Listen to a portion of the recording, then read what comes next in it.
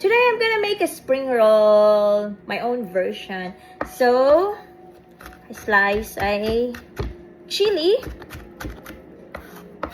then spring onion.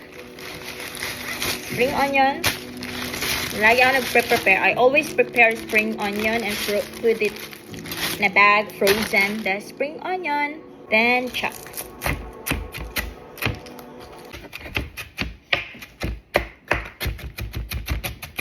Don't forget to chop the apple.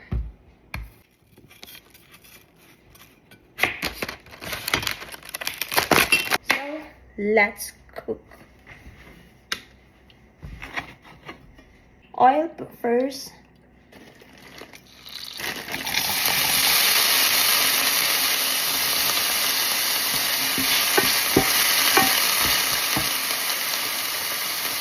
Onion.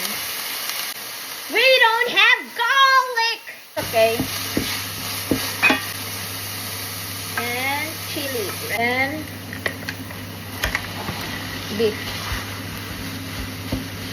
Pepper. Salt attack.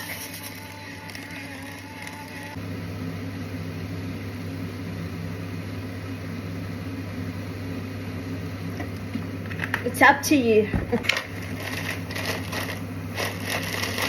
Okay, finish up.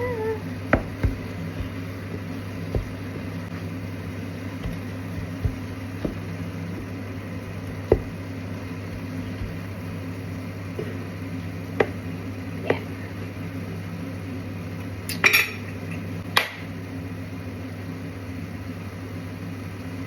Next, then apple.